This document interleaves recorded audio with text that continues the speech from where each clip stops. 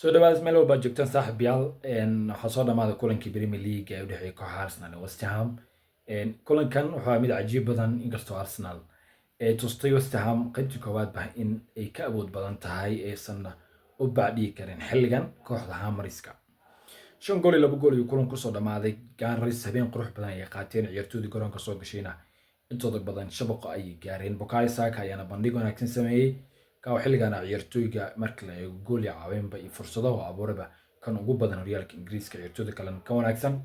Arsenal waxay soo tigsadeen booska labaad ee kala sareynta horyaalka Premier League waxay leeyihiin weli waxaan nahay tartamayaal oo horyaalkan waan sii dagaalami karnaa oo sanadkan haddii City ay ka jeefto waa inaan markan fursadeena ka faa'iideysanaa.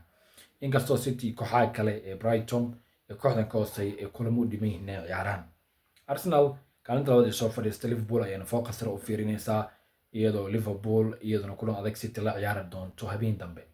Laakiin kulankan reer Arsenal ligida ay ku dhisan doonaan bandhigooda wanaagsan iyo qaabka quruxda badan ee caabo ugu raaxaysteen kooxda oo hogaamiyay Julian Lopetegui ka oo dhibaato badan haysato macquul ay tahay xataa ciyaartan kadib in shaqadiisa uu waayo maadaama cadaadis badan uu saarnaa muddooyinkii ugu dambeeyay macalinkan hor Real Madrid soo maamulay.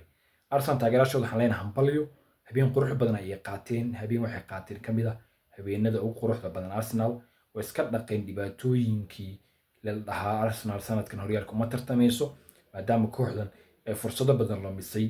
Kulankii ugu dambeeyay adkaatay horyaalkan waxaa mid ee ugu dambeysay muddo bil ah in kooxdu guul ay gaarto 5 Oktoobar ayaan ugu dambeysay laakiin labadii kulan ugu dambeysay kooxdan way adkaatay.